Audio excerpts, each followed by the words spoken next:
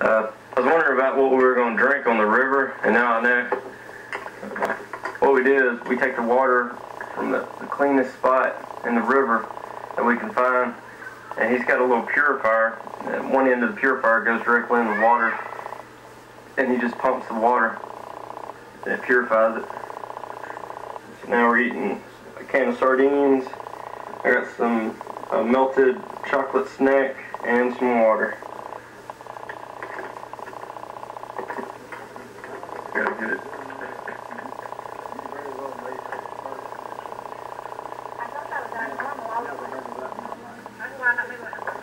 See, I got the cap on. Lunch of champion. What do we got there? Del Monte. Endorsement, send money.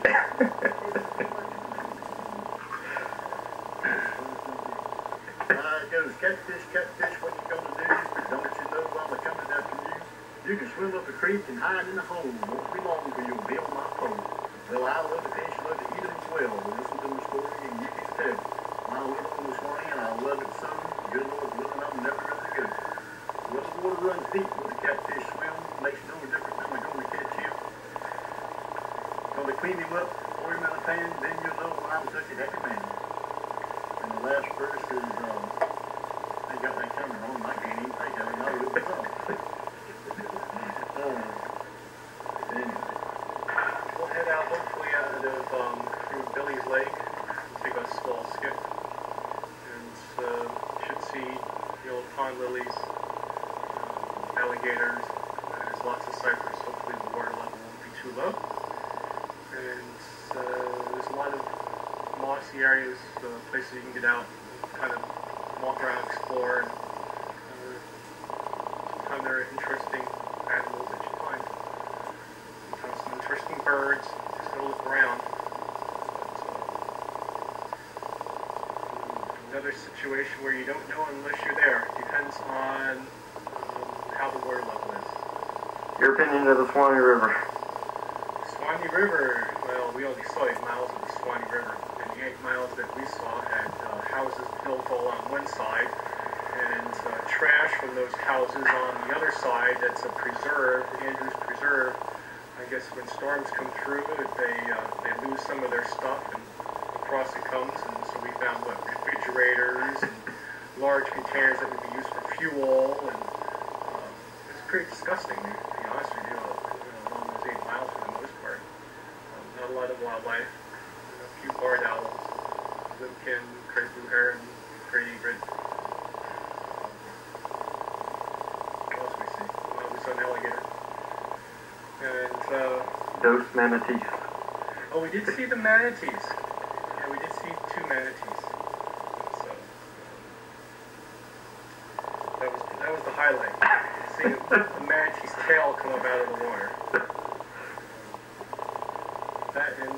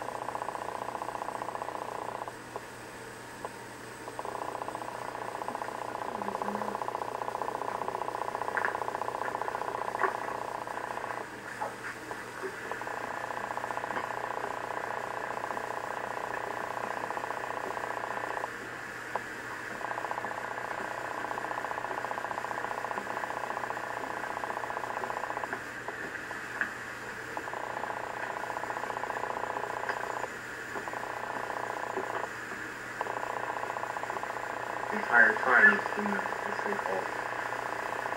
And the water just running water.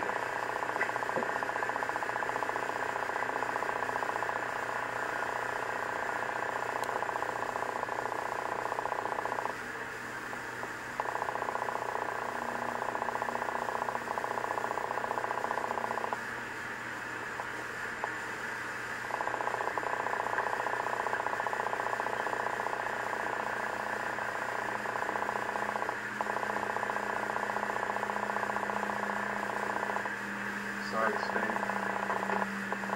fairly cool. You got direct sunlight. These ferns so they're able to grow. And the ground up above us, you won't see these ferns. You're going to see a certain amount of clarity, and there's going to be a larger amount that will be unclear. Now get yourself down in here. Straight into it.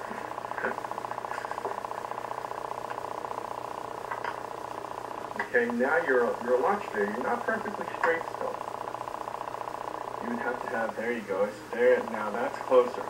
That's what's called flat to the film plane. Okay? You're doing the same thing with the camcorder. So now when you look at that later on, you're going to notice that that's going to be clearer. Overall, you'll be able to see more in the veins. And that's basically what we're going to try to do with taking this picture. The most depth of field that you will get out of an image is by staying flat to the film plane or the sensor, the digital film. The first thing we have to figure out as well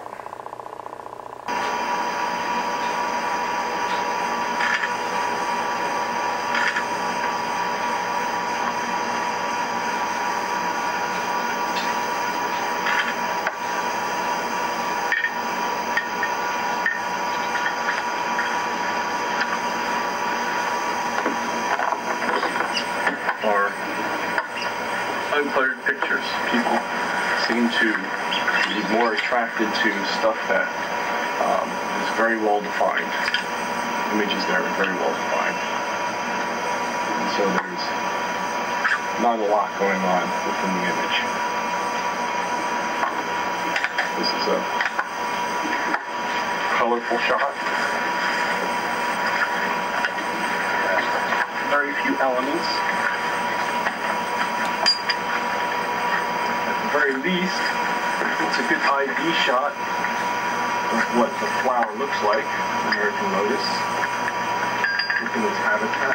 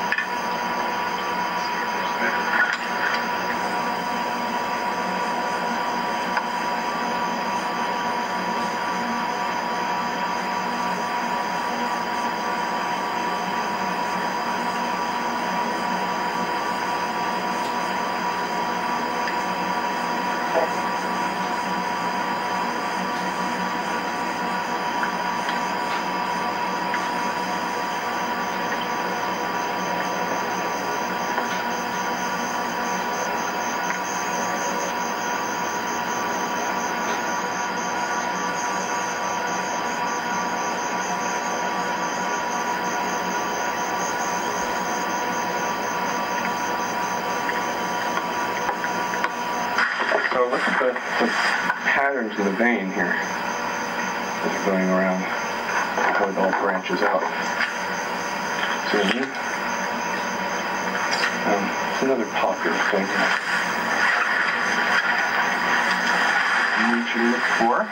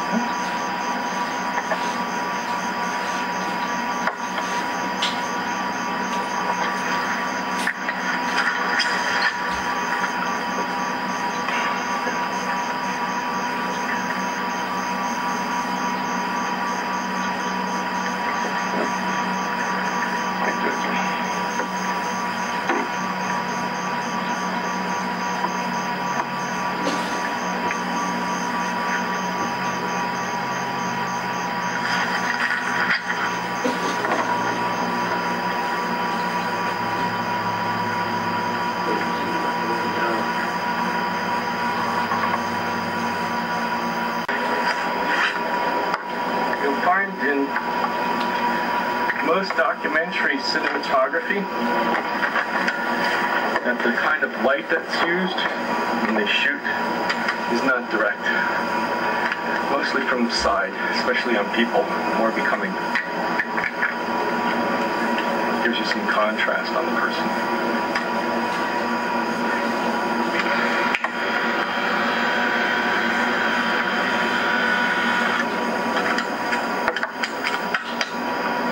Once you get it lined up and you get the composition that you want, you like the image, it's safe, you figure out the exposure, it's safe to then at that point take some exposures that are around your predicted perfect exposure. Now when you're shooting digital files, of course you can look at this right away. You could figure what your exposure is, take a look at it after you take the shot and see if you want to make any adjustments. With film, you can't, and so you decide to bracket. Bracketing is simply moving the shutter and or aperture slightly to add a little bit more light or subtract a little more light. So we're going to go with our perfect exposure, and we're going to add a little bit more, take a couple of shots, we're going to subtract a little bit more, take away a little light, and then we'll have a tonal range that's in there. And you do this for multiple reasons. One is, hey, you don't know what the exposure is. Well, that's not the great way to do it. And that's one of the things that's handy about digital cameras, because you can look at it right away and make your changes. The other is simple tonality. You may not want it to equal 18% gray in the end look.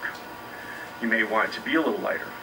Here we have a subject that is 18% gray, but where the light is hitting it with its highlights, we might want it to be a little brighter. And so we might want to add a little bit of exposure to that. So you have a place where you start with exposure and then you go from there. One of the problems with digital cameras is that the screens on the back of them don't show you the image as well as you can obviously see it when you put it onto a monitor. So trying to judge once you've taken a shot by looking at just the small screen if that's the exposure you want or not may be difficult and may be time consuming. It could take you months or maybe years to really understand, okay, well, when it looks like this in my screen on this particular camera body, then it's going to look the way I want it to as the actual image on my monitor, or more importantly, when it's printed out onto separation to be printed in a magazine. So you still may want to shoot, look at the file, and then adjust exposure while saving that file and take a few other shots. And this way later on you can decide, well, what am I going to keep, what am I going to throw away? All right, our wind has stopped some. So we had, from our 1 second, we had a few more exposures to take. Our lighting has changed, and this typically happens. We had this beautiful light before. We don't have it anymore. And so that would be the end of the shot normally, because What we were after is simply light, but we do have even light, and so that's okay. Our exposure's gotten longer, almost 1.5 seconds.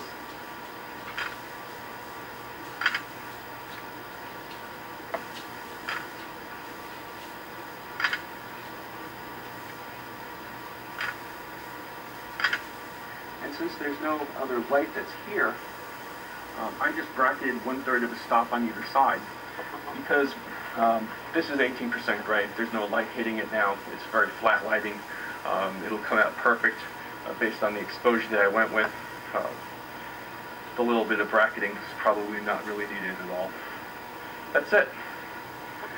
The next thing would be if we wanted to put lights on.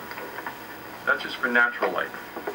To the places where I've gone, I needed to have something that could take a lot of impact and shock and not fall apart. So one of the neat things that this lens has is a limiter. And so if I was focusing using autofocus, I could either wait, and I'll go in here, wait for it to focus all the way in and out on a subject every single time, or I can use the limiter. And the limiter's able to be varied. And if it's set at the lens being closed, now the limiter is going to work only in the short range. So I'm going from about quarter life size to a 1/10 life size. If I turn it back, put this manual, set the lens here, it's going to snap back in. That's not nice of you.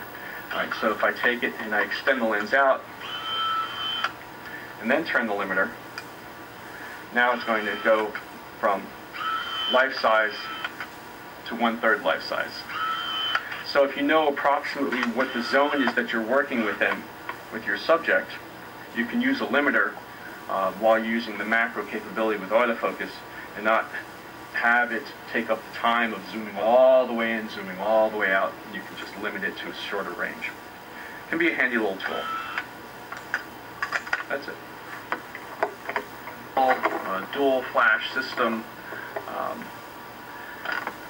Using a large paneled flash system with tripods. I'm not talking about strobes necessarily out in the field, but using large flashes would be the same kind of principle as using this. Using a small strobe like this just doesn't give you as much power, so you cannot get as much depth of field out of your shots if you're using straight flash. Once again, we have a separate power module. Module clicks in, we have a ring flash. Hopefully we have it all here. These are the flash tubes. The back side are the lighting selectors. And this one you can turn them on or off. I recommend getting one that has 4. Some make just 3. With 4 you don't have to go back to adjusting things after. You have something on each corner. An adapter shoe. The ring for the front of the lens has to be the size of the filter mount. The power module. So we take a ring, put that on. This has little pins. It clips right onto the ring. The shoe goes from a hot shoe to non-hot shoe on this adapter. And we'll snap right in here. Oops.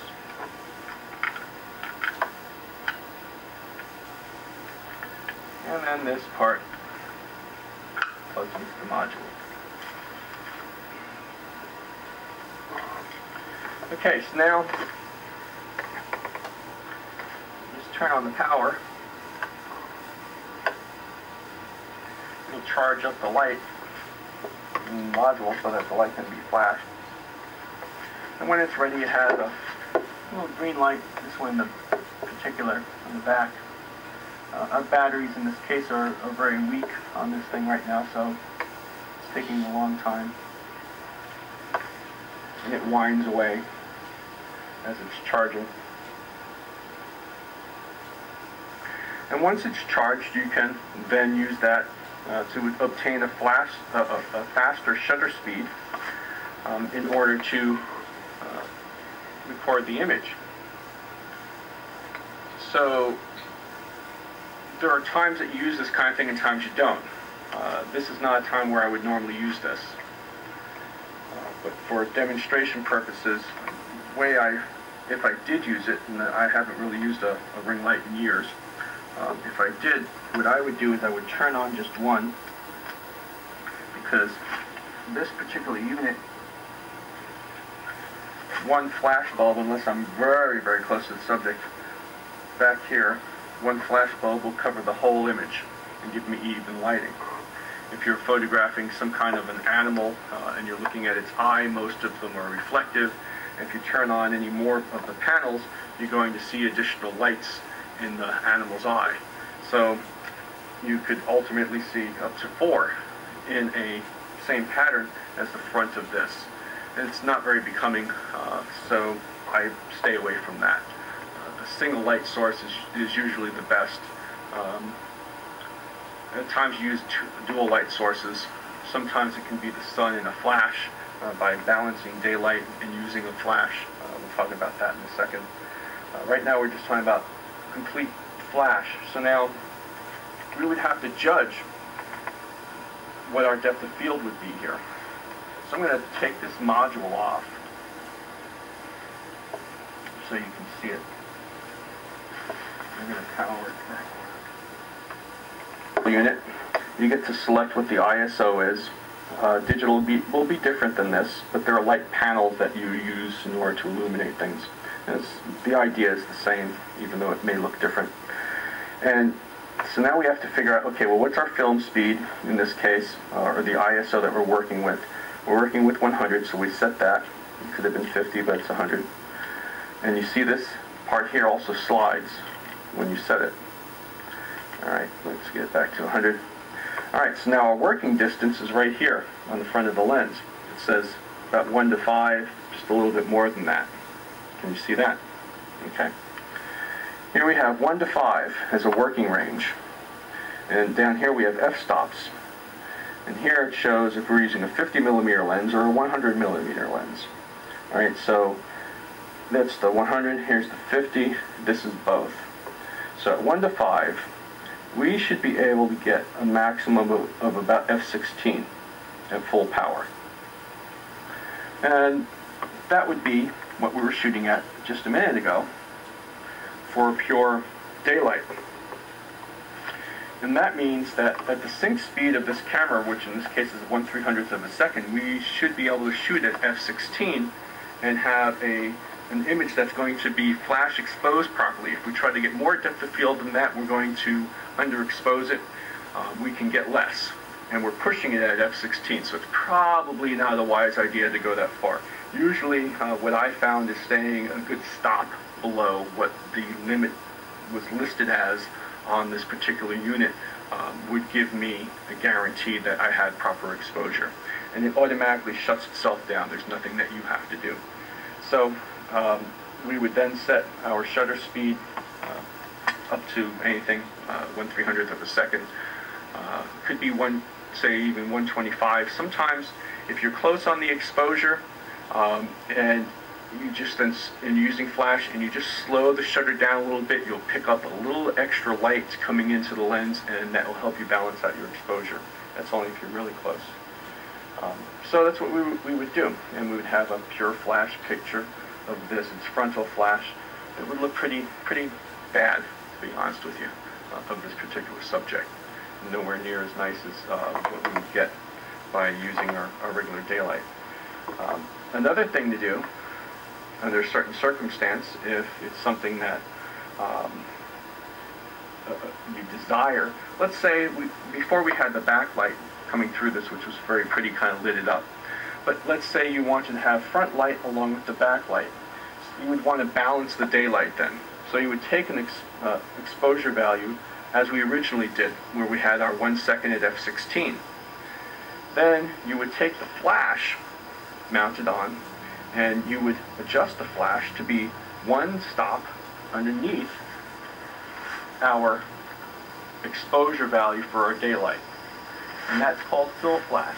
And back here on this camera, I have a compensator where I can just turn down the amount of light.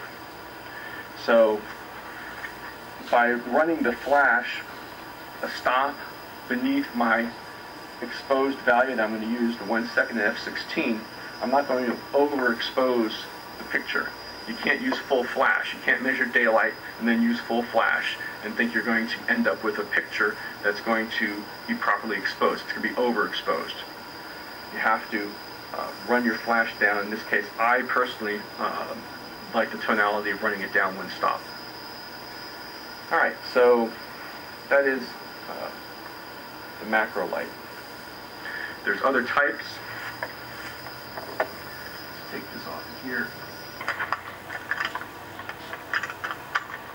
So we have our 100mm macro lens on our camera body. And say we set it up and we got all the way down to life size, where it was extended out. And our subject was still too small for us in the viewfinder. We wanted to have it larger. And you get into using macro tubes. Is one way. There are multiple ways to create a macro lens. There are multiple ways to extend a lens, but this is a very simple one. This is what I use. So a macro lens to start with. This is a 100mm lens, and inside this lens is a tube, kind of like that, just an empty hole. Okay, nothing there, no glass. And it's 100mm long.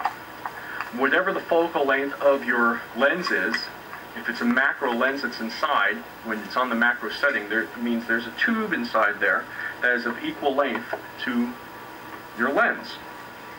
So we have an extension tube of another 25mm in order to make the subject be larger onto the film or the sensor in this case. All right, and this one is made by Turco, a very popular one. Works with most manufacturers. You have to buy, in your case since it's Olympus, you have to buy the one that goes with the Olympus mount.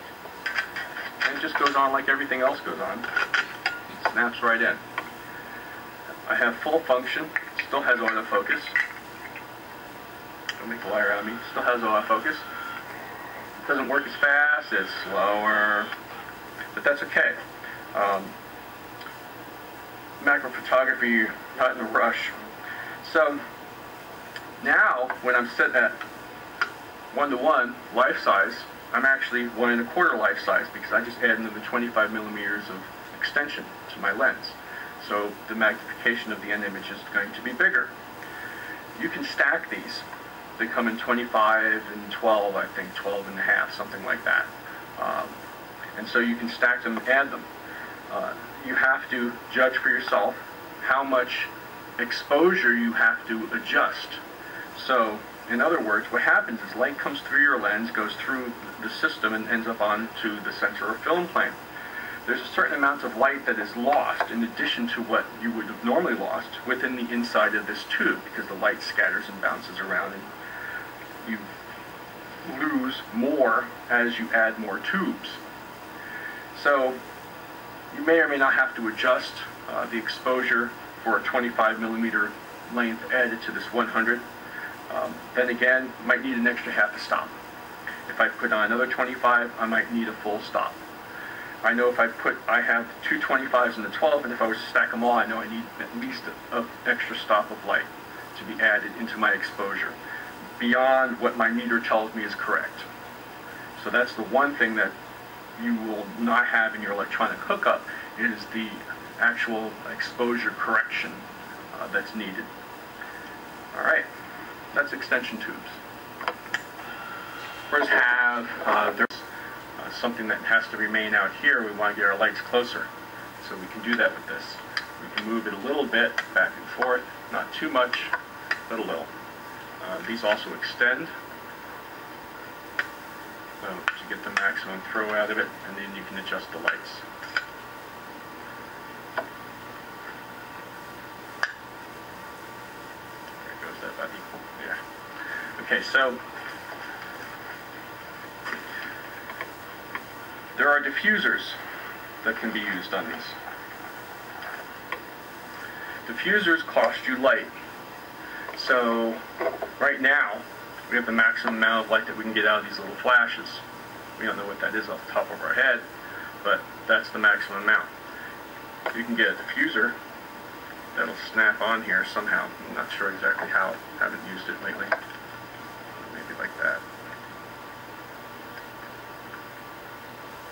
Well, yeah, take my word for it. It snaps on there. And you can take this diffuser and what it does is it spreads the light. So instead of your beam of light being perhaps like this, the diffuser will take it once it's on there and spread it out farther. It softens the light a little bit. You lose power, which means you can't get as good an f-stop in your shot, but you get softer light, better quality light. These diffusers are so-so. You still have pretty harsh looking light, as if you're using just bare flash. And so what we're going to do is we're going to pop these flashes. Okay. This one should end up being brighter on your tape than this one. So we power up. We're not going to try to even get a proper exposure for anything. We're just going to trigger the thing in a test. Alright, so when you look back on this, you should see that this side is a brighter, more centralized light than this light is. Okay, and so in nature photography, using soft boxes lets you see into shadows where you otherwise would have harsh light and harsh shadows, because it's spreading the light out, softening the light, the quality of the light that you're using. And that is very becoming.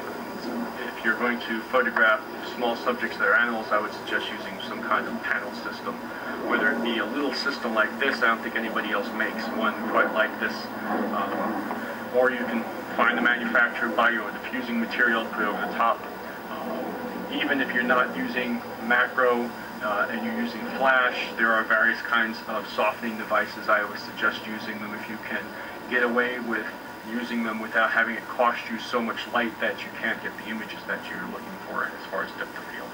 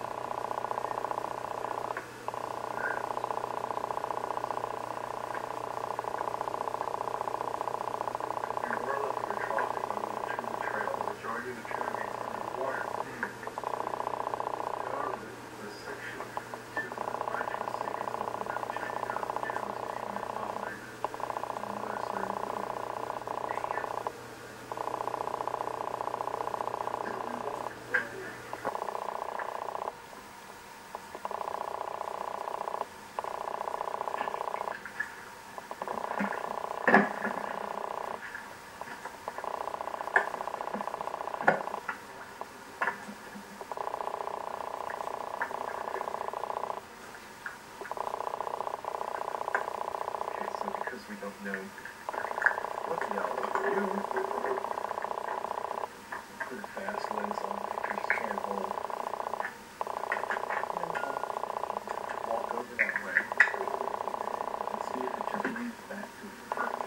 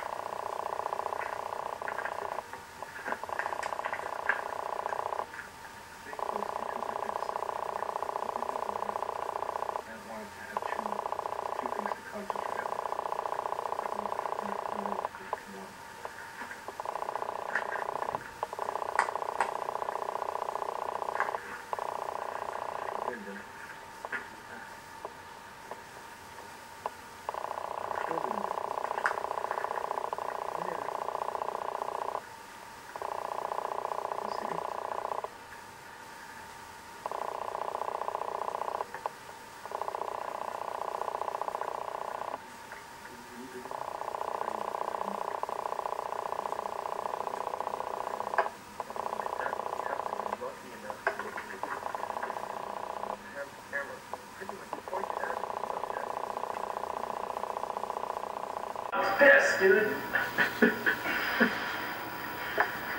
Yep. Domestic chores for the wildlife photographer. There's the culprit in there in her bed. She get a good shot of her.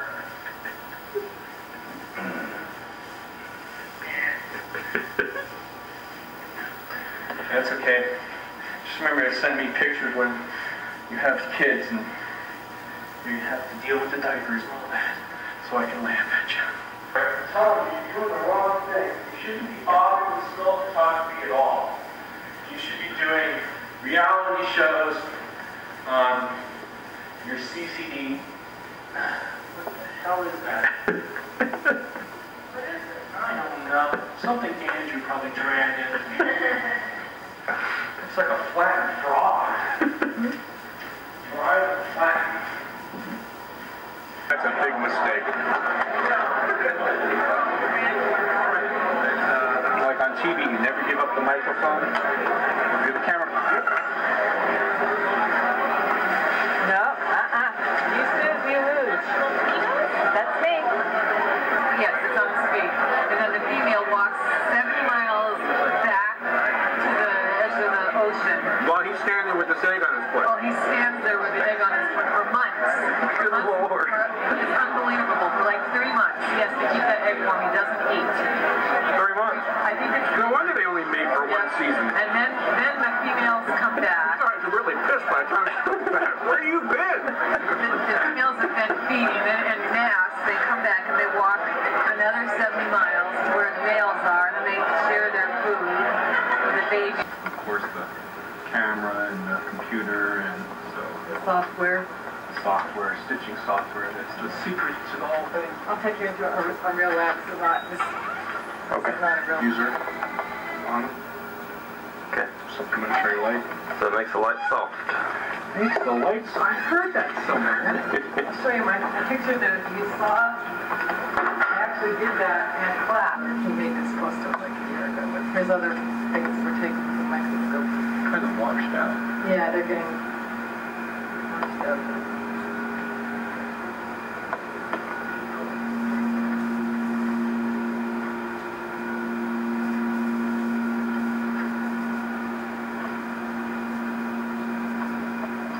Department. This is his lab. Show you some bugs. Whoa. Aren't they?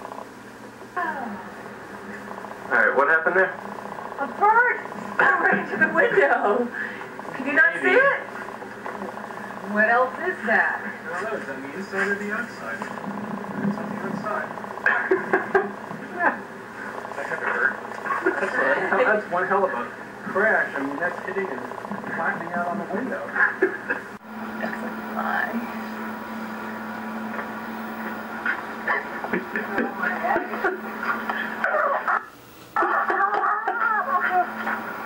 These are all my nuggets from all my research and everything.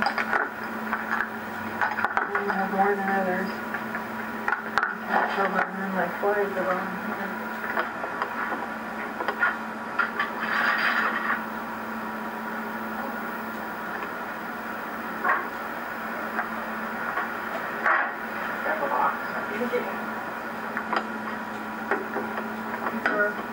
All of these are filled with flies. This is all the work I did.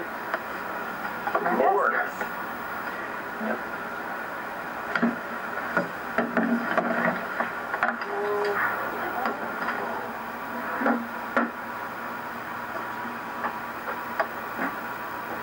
Those are Dr. Kipner's.